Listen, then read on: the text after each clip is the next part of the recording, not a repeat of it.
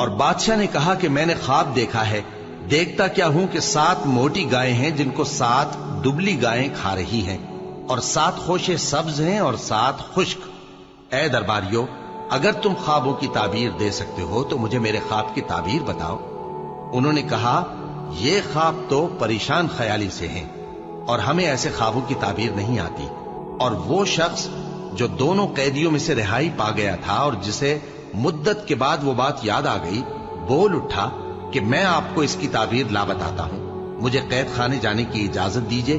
غرض وہ یوسف کے پاس آیا اور کہنے لگا، یوسف، اے بڑے سچے یوسف، ہمیں اس خواب کی تعبیر بتائیے کہ 7 موٹی گایوں کو 7 دبلی گائیں کھا رہی ہیں، اور 7 خوشے سبز ہیں اور 7 سوکھے، تاکہ میں لوگوں کے پاس واپس جا کر تعبیر بتاؤں۔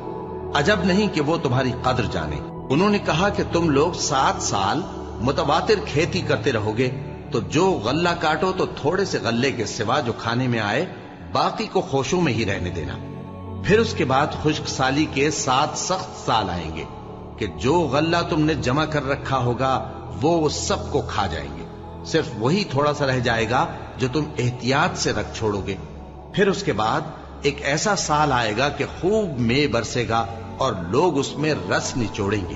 اور یہ تعبیر سن کر بادشاہ نے حکم دیا کہ یوسف کو میرے پاس لے آؤ۔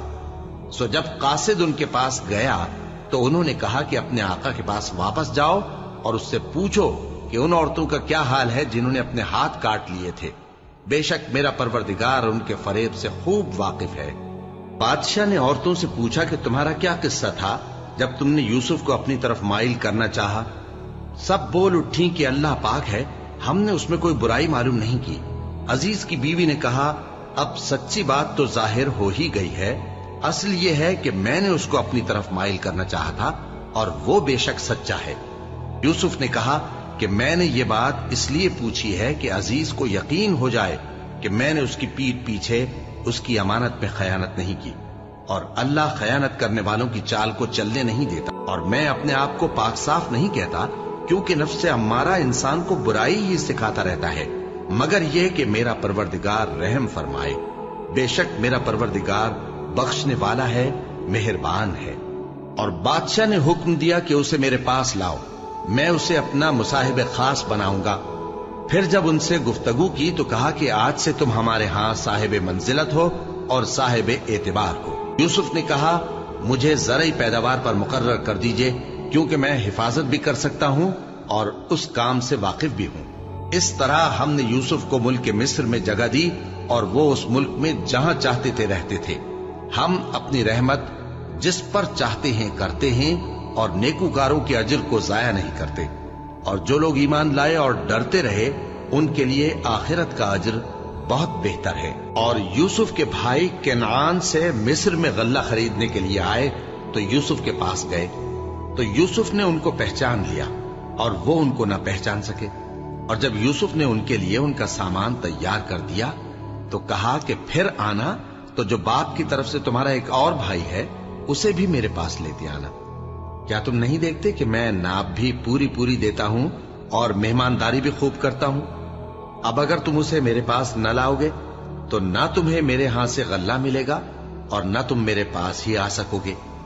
انہوں نے کہا کہ ہم اس کے بارے میں اس کے والد کو پھسلائیں گے اور ہم یہ کام کر کے رہیں گے۔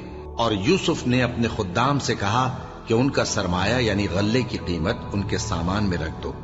عجب نہیں کہ جب یہ اپنے اہل و عیال میں جائیں تو اسے پہچان لیں، اور عجب نہیں کہ یہ پھر یہاں آئے۔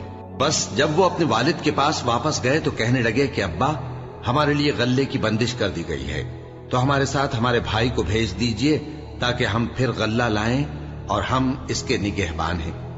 یعقوب نے کہا کہ میں اس کے بارے میں تمہارا اعتبار نہیں کرتا، مگر ویسا ہی جیسا پہلے اس کے بھائی کے بارے میں کیا تھا، سو اللہ ہی بہتر نگہبان ہے اور وہ سب سے زیادہ رحم کرنے والا ہے۔ اور جب انہوں نے اپنا اسباب کھولا تو دیکھا کہ ان کا سرمایہ واپس کر دیا گیا ہے۔ کہنے لگے، ابا ہمیں اور کیا چاہیے؟ دیکھیے یہ ہماری پونجی بھی ہمیں واپس کر دی گئی ہے، اور ہم اپنے اہل و عیال کے لیے پھر غلہ لائیں گے اور اپنے بھائی کی نگہبانی کریں گے، اور ایک بار شتر زیادہ لائیں گے کہ یہ غلہ جو ہم لائے ہیں تھوڑا ہے۔ یعقوب نے کہا کہ جب تک تم اللہ کا عہد نہ دو کہ اس کو میرے پاس صحیح و سالم لے آؤ گے، میں اسے ہرگز تمہارے ساتھ نہیں بھیجنے کا، مگر یہ کہ تم گھیر لیے جاؤ یعنی بے بس ہو جاؤ تو مجبوری ہے۔